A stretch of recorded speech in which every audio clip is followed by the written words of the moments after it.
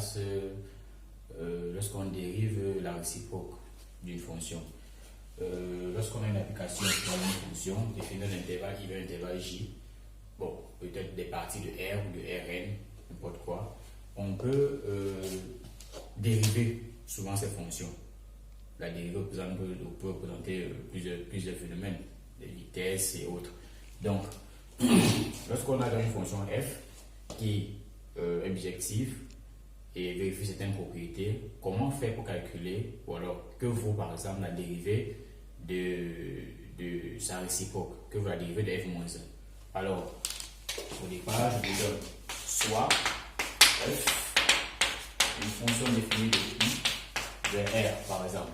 I est une partie de R, donc un intervalle ouvert ou fermé vers R, supposé être dérivable, est monotone. Monotone, ça veut dire soit croissante, soit seulement croissante, soit seulement décroissante, soit seulement constante. C'est la monotonie.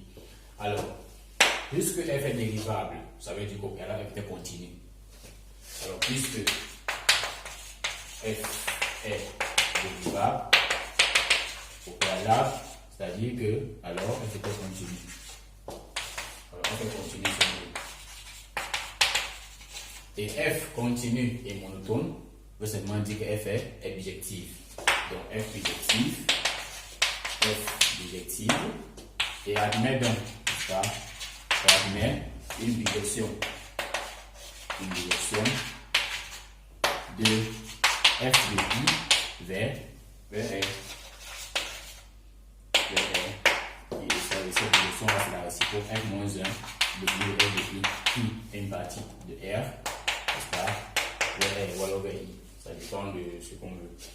Donc, comment on fait pour exprimer cette dérivée? Alors, f-1 de x prime sera égal à quoi? Parce que f ici, f-1 en fait c'est la bijection de f, c'est la bijection, et f-1 aussi est dérivable parce que la fonction f est bijective dérivable. Donc, f-1 est aussi dérivable. f-1 prime donc représente simplement 1 sur f prime rond f-1 de x. C'est ça la formule. Ou alors on peut dire f-1 de x prime, c'est 1 sur f prime de f-1 de x. Tout simplement. Ça c'est la composée. C'est la composée des applications en fait. Alors, de telle sorte qu'on peut rappeler que la composée vérifie le fait que soit une fonction, n'est-ce pas? Alors, g rond g-1 de x, c'est exactement l'identité de x qui est x. L'identité, c'est la fonction identité. id, c'est la fonction identité tout simplement. Alors, on va essayer d'utiliser cette fonction, cette formule, pour calculer tout simplement des primitives, notamment les relations qui existent entre des fonctions sinus arc sinus, cosinus arc cosinus et tangente arc tangente. Donc en application, on va se donner, n'est-ce pas, un travail de calculer la primitive de alpha sur x carré plus 4x plus 29 dx. Donc ça, on va calculer la primitive, c'est primitive pour alpha supérieur à 0. On peut prendre alpha, non, R, ça ne dérange pas. Donc, comment faire pour calculer cette primitive? Alors,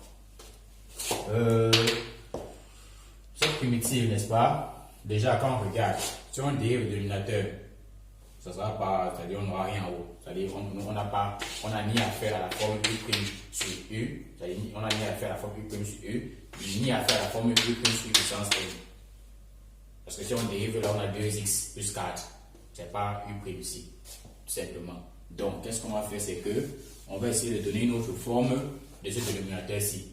On pense premièrement à essayer de ramener ça comme c'est-à-dire par une forme canonique. La forme canonique nous dit simplement que si on a une équation d'ordre de 2, x carré plus ax plus b égale à 0, ou alors même un polynôme, ça ne dérange pas. C'est un polynôme de degré 2, n'est-ce pas? C'est un polynôme de degré 2. Alors, on peut trouver la forme canonique de ce polynôme-ci. Sa forme canonique, c'est x plus a divisé par 2 au carré moins le carré de cette moitié-ci. Donc A sur 2 au carré plus B. Plus B. Ça fait un canonique de P de X, tout simplement. Donc, c'est une formule généralement utilisée en classe de seconde scientifique pour pouvoir factoriser les équations. Donc, cette primitive donne donc alpha sur X plus 2 au carré moins 4 plus 29 dx. Parce que c'est X, n'est-ce pas, plus la moitié de 4 moins cette moitié-là au carré qui donne 4 plus 29. Et je rappelle que la forme canonique n'est faisable que si le coefficient qui est de maïs carré vaut 1. Voilà. Alors, ceci nous amène à ce résultat. La primitive donne alpha sur x carré plus 4x plus 29 dx. C'est seulement la primitive toujours de alpha sur x plus 2 au carré plus 25 dx. Donc ça fait la primitive de alpha sur x plus 2 au carré plus 5 au carré dx. Donc ce qu'on fait, c'est qu'on va essayer de mettre 5 au carré en facteur. Donc nous aurons primitive de alpha sur 5 au carré fois 1 sur 1 plus x plus 2 sur 5 le tout au carré dx. Voilà ce que j'ai fait. J'ai juste mis 5 en facteur. 5 au carré en facteur. Quand je mets ça au carré en facteur, il va rester ceci. Il va rester 1 plus x plus 2 au carré, x plus 2 sur 5 le tout au carré. Donc, ça fait alpha sur 25, n'est-ce pas? 1 sur 1 plus x plus 2 sur 5 le tout au carré dx. Alors, ça commence déjà à donner quelque chose.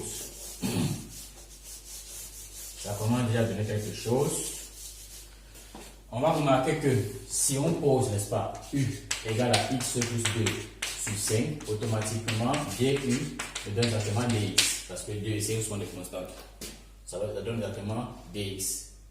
N'est-ce pas? Donc, cette primitive-ci, cette primitive de alpha sur x carré plus 4x plus 29 dx est égale à, je quitte d'ici, à alpha sur 25, primitive de 1 sur 1 plus u carré du.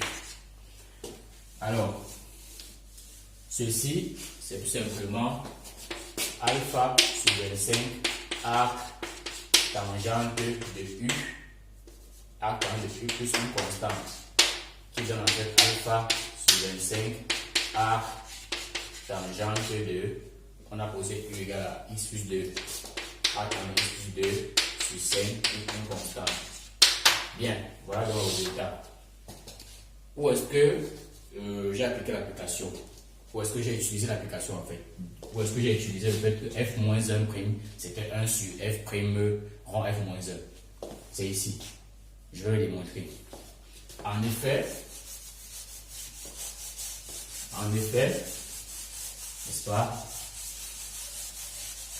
Vous voyez que c'est très utile pour calculer les primitives par exemple.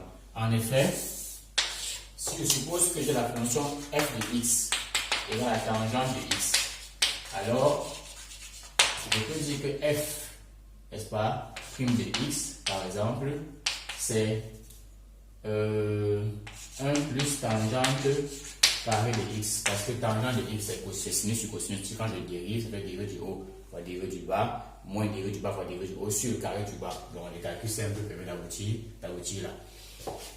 F-1 de x, puisque tangente est continue monotone, voilà, F-1, c'est tangente moins 1 de x, qui est nul autre que arc tangente de x.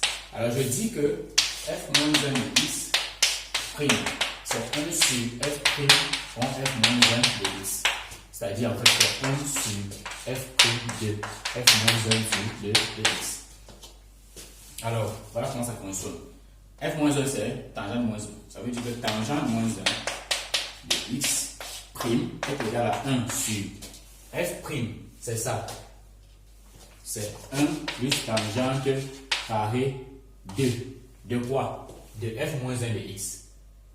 Parce que là, c'est la composée. Ça veut dire que je prends f-1. Là, il y a x, je remplace un point x par f-1 ici là. f-1 de x c'est tangente moins 1. Ça fait tangente moins 1 de x. Qui donne exactement 1 sur 1 plus tangente de tangente moins 1 de x le tout au carré, comme ceci. Parce qu'en fait, quand on écrit tangente carré de x, c'est tangente de x, le tout au carré en fait. Voilà, donc j'ai exactement le résultat. Tangente moins 1 de x prime, c'est 1 sur 1 plus tangente de tangente moins 1 de x comme ceci au carré. Là, je rappelle juste.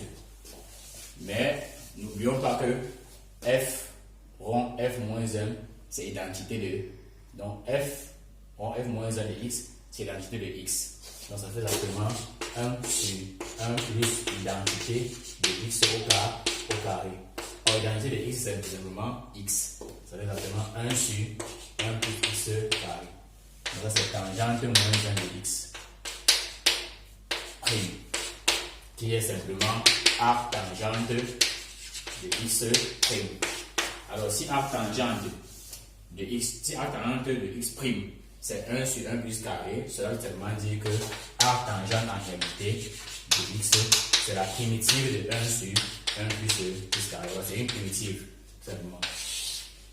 Donc voilà en fait comment est-ce qu'on fait pour démontrer que la primitive de 1 sur 1 plus x carré de x est arc tangente de x. Merci.